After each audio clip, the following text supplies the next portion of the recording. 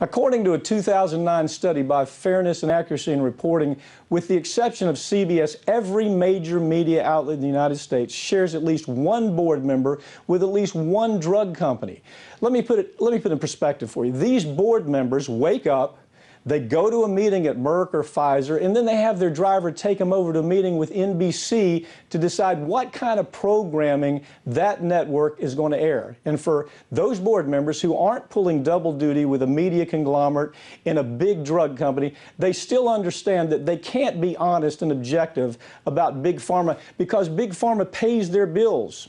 Drug companies spend about $5 billion a year on advertising with these corporate media outlets. So when Pfizer or Merck or Eli Lilly or any of the drug companies kill or cripple Americans with defective drugs, do you really think these board members are going to allow their story to be told on the air? It can take anywhere from 3 days to a full week before the media reports on a drug or a medical device recall, if they report at all. In the case of Invokana, it took 32 days before television outlets reported a single story involving an FDA warning about the potential problems with the product. The FDA began warning about the extreme dangers of Cook IVC filters as early as 2010, and it took about 5 years before television media started reporting that to the public. And it's worth pointing out that in these instances, it was only through non-corporate, independent media outlets that these stories were told at all. It was the outlets who weren't being forced to remain silent about the drug industry.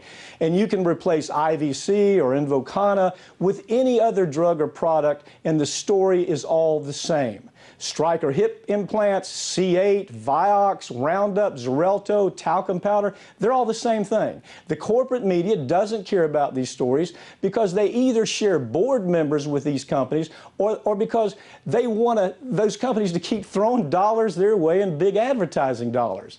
These gigantic media corporations aren't going to do anything to threaten their relationship with big advertisers. Drugs are a cash cow advertising bonanza for corporate media. Fortunately, an increasing number of Americans are starting to wake up and realize that the mainstream media shouldn't be trusted on issues like this. In recent years, we've seen the alternative media experience rapid growth. The mainstream media has been losing credibility at a staggering rate, and Americans are starting to look elsewhere for the truth about what's really going on out there. As a result of that advertising money kicking around, the corporate media isn't permitted to report complex drug stories anymore. It's as if they don't understand things like the link between crony capitalism and the revolving door between the FDA and the drug industry. But the media is only one side of the story here. Big Pharma knows that if it wants to continue manipulating the public, it has to start with our elected officials in Washington, D.C. According to Open Secrets, Big Pharma spent more than $58 million on politicians just in 2016, the most amount they've spent on a direct contribution in the last quarter century. And when it comes to lobbying, few industries spend more than Big Pharma did last year. They spent a staggering $244 million to influence our elected leaders in Washington, D.C. And it looks like things are about to get much worse. You see, Big Pharma understands that their ridiculous their price gouging is starting to draw negative attention from the American public, and no matter how much they spend advertising or buying our politicians, they can't keep the public anger down forever. According to a new report by ProPublica, drug companies are offering huge money to any scientist, any professor or academic willing to author studies that are going to show that these drug markups are necessary. They're just fine. Their goal is to spread around enough money at universities to develop scientists and doctors who are going to create this fantasy story about how price gouging is just great for the American public, and then that story will be run by corporate media dominated by the drug industry.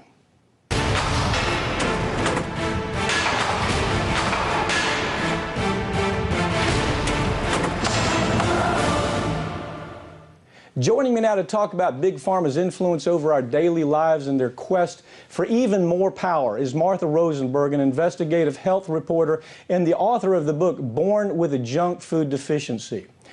Martha, is it an overstatement to say that Big Pharma has they have a firmer grip on our daily lives than most people realize where it comes to the drugs that we take? No, no, Mike, I don't think it's an overstatement at all. I think, you know, this is the year that we celebrate 20 years of direct-to-consumer ads. And so anytime people are watching TV, they're seeing the drug ads. And then on top of that, there's PR campaigns going on, one of which on the Sunday news shows that were trying to objectively talk about Obamacare. They were financed by a PR campaign called Go Boldly, which is trying to defend the high prices. In addition to the direct. Well, Martha, isn't it? I mean, all you have to do is watch the nightly news. You're liable to see 8 advertisements from Merck and Pfizer, right, Johnson & Johnson. I mean, how can that not be influencing the reporters or the executive producers of that programming? I mean, they know where their money's coming from. They know where they're getting this money. Some cat on the 50th floor makes this decision that says, you know, we can't tell these stories where drugs are killing people. We can't tell it because we're going to lose advertising dollars. Can't you basically already see that just by watching the nightly news and seeing those advertisements? Well, of course you can. They won't report on, you know, the dangers which, of course, you and I know about. And also, they plant the idea in many people's minds that they are sick and they need the drugs. And you know, that disease mongering is a big part of it. You know, the screening, you know, when they're always saying, ask your doctor, you might have this or that disease. The screening causes overdiagnosis, overtreatment, and overmedication, which pharma loves. Most people who handle cases in this industry, they look to you first on a lot of this reporting because you catch the stories certainly before corporate media does, or if corporate media gets it before you, corporate media doesn't tell the stories because they're ordered not to by their advertisers. But it's not just corporate media that's the problem. Don't we also have a problem with they've put so much money into the political schemes taking place in D.C. They've bought politicians. There's no other way to put it. The money is staggering. $244 million just for lobbying, you know, just endless money to individual campaigns. Don't you see that happening as you follow these stories? Well, definitely. I think that it's one of the most expensive lobbying machines there is, the Big Pharma. And what they're doing now, Big Pharma and Biopharma, are trying to defend their prices. And so we see a lot of that. And yeah, there's no question, you know, up until the Affordable Care Act, there was no hiding all the perks that doctors got. And there were examples in China, GSK, which is a big pharmaceutical company, was buying sex bribery for to sell their drugs. And here in the U.S., according to charges, Victory Pharma was buying lap dances for doctors to prescribe its opiates. Well, there's worse stories than that. Some of the stories we can't even tell on the air. But let's talk about this new ProPublica report about Big Pharma trying to pay scientists. I call them biostitutes. They're doctors and scientists who will write anything the industry asks them to write for a check of $100,000. They'll write anything. So right now we have the industry going around trying to find these biostitutes that'll say it's just fine that the industry has these huge markups, even though sometimes it's 6,000% markup on a drug, 10,000% markup. They actually are going to find scientists and doctors who say that's absolutely appropriate. The industry needs to do it. You and I know that's a lie because most of the money that they spend goes to advertising. It doesn't go to R&D. What's your take on that? Well, yeah, right now, what pharma has done, Mike, is it's replaced its blockbusters like Viagra and Lipitor with what we call biologics, and that would be your vaccines and your liquid injectable drugs. And that enables them to charge what they're now charging.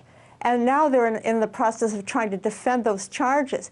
Now, the ProPublica report, it reveals the machinery between academia and Big Pharma, which is not really new. You know, the ghostwriting and the, you know, what we used to call conflicts of interest, they now call private-public partnerships, and it's our tax dollars going on. But yeah, it's the academics, you know, are now writing the papers, and not only are, pardon my French, but not only are the journals pimping for Big Pharma, but Pharma will create its own journals to make sure its message gets out there, and these academics are part of the whole thing. Okay, so let me put these parts together. The industry goes out and finds these biostitutes who will say anything for the right amount of money. We see them I see them in court every single day, up on the witness stand, testifying, lying, Right. knowing they're lying, absolutely misrepresenting the truth about everything, because they're getting paid a lot of money. So now what you have is you have them, they find the biostitute writes the story, and the next thing you know, mainstream corporate media like NBC, MSNBC, ABC is reporting that story that was created by the biostitute. Did I get that right? Oh, absolutely, absolutely. It's stenography. It's not reporting, it's stenography. So, you know, as I follow this, of course, this story is going to continue to build because we're going to start seeing a lot more of these stories coming out. They're horrendous stories. Last week, we saw Bernie Sanders pushing back. The Democrats won't get behind him because the Democrats are as much part of this as the Republicans are. The pharmaceutical industry, they're just spreading around a lot of money. I have to tell you something. I appreciate you joining me tonight, okay? Thank you so much, and thank you for your good work, Mike.